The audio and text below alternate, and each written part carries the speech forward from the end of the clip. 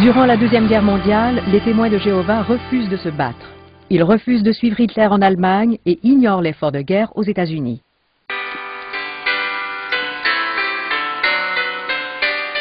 L'Organisation des témoins de Jéhovah a été fondée en 1879 et a toujours fait bande à part.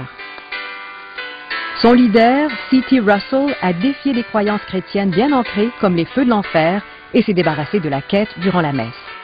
Il a encouragé les gens à s'approprier la Bible afin d'entretenir une relation intime avec le Dieu Jéhovah. Les leaders religieux de l'époque ont qualifié Russell de dangereux hérétique. De la Pennsylvanie, il a parcouru les États-Unis en défiant des théologiens à débattre avec lui. Selon Russell, tout le monde a droit au titre d'étudiant de la Bible. The International Bible Students Association. Its aim is public instruction along religio-scientific lines and in defense of the Bible as the inspired Word of God. Toujours fidèles à leur dévotion totale en Dieu, les témoins de Jéhovah renoncent à tout engagement civil. Ils refusent de prêter allégeance au drapeau, de voter ou de s'engager militairement. Selon eux, aucun gouvernement humain ne peut apporter la paix dans le monde. Cette interprétation de la chrétienté, selon Russell, prend racine aux États-Unis et se propage lentement en Europe.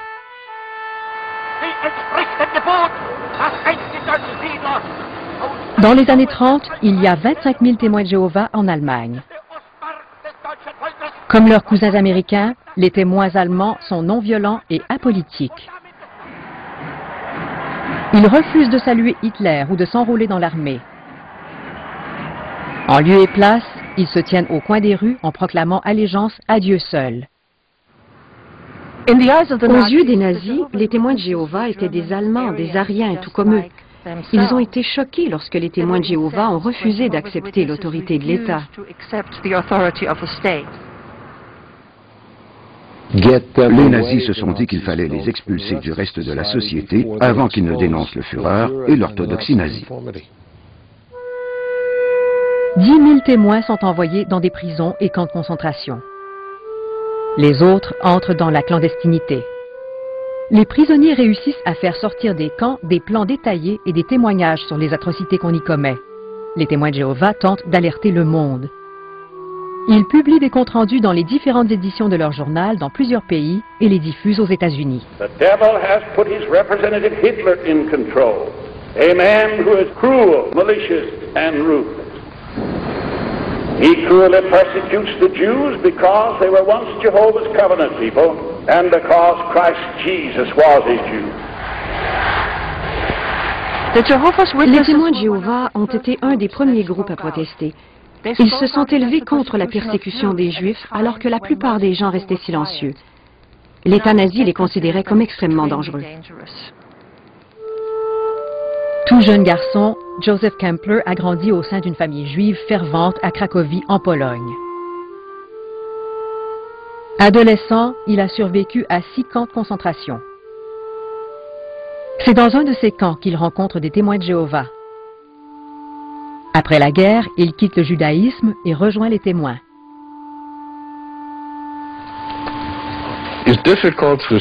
Il est difficile de parler aux Juifs. Ils disent que je suis devenu un traître.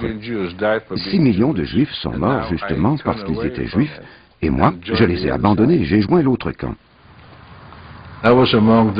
J'ai été un de ces survivants qui ont cru que Dieu était responsable et coupable, qu'il avait autorisé l'Holocauste. Nous ne l'avions pas abandonné. C'est lui qui nous avait laissé tomber. Et il y en a beaucoup qui le croient encore. On dit beaucoup de mal de Dieu et on le méprise en disant qu'il ne s'est pas préoccupé de nous. Il existe toutes sortes d'interprétations sur sa vraie nature. Quelle puissante volte-face de pouvoir aujourd'hui parler en sa défense. Je suis parti de loin pour devenir un défenseur de Dieu. Quel merveilleux privilège. We have a gentleman we just met because we're from Reno, Nevada. My husband's here to give the talk. But I used to babysit. J'étais gardienne d'enfants chez des Juifs. J'ai toujours trouvé que les hommes juifs semblaient mieux traiter leurs femmes que les non-juifs. So my goal was always to J'ai toujours souhaité épouser un juif plus âgé qui aurait fumé la pipe. Mais comme il est devenu témoin de Jéhovah, il a dû abandonner la pipe. Cependant, il est resté vieux. Quand Joseph s'est joint à notre congrégation, j'ai décidé qu'il serait à moi. Joseph et Virginia sont mariés depuis 40 ans. Leurs fils, Paul et David, sont aussi de fervents témoins de Jéhovah. Tous les samedis, ils font du porte-à-porte.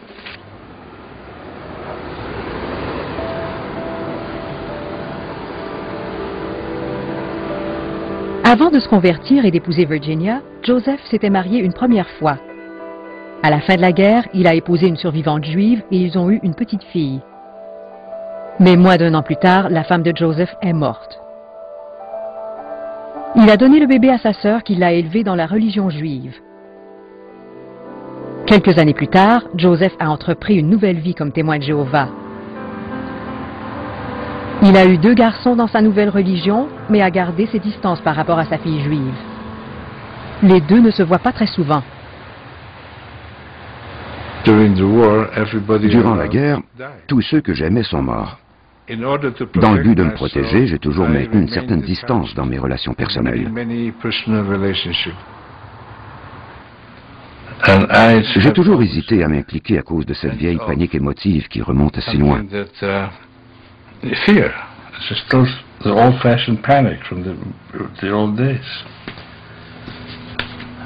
voudrais bien que ce ne soit pas comme ça, mais c'est ce que je ressens envers toi. Durant la Deuxième Guerre mondiale, les témoins de Jéhovah refusent de se battre. Ils refusent de suivre Hitler en Allemagne et ignorent l'effort de guerre aux États-Unis.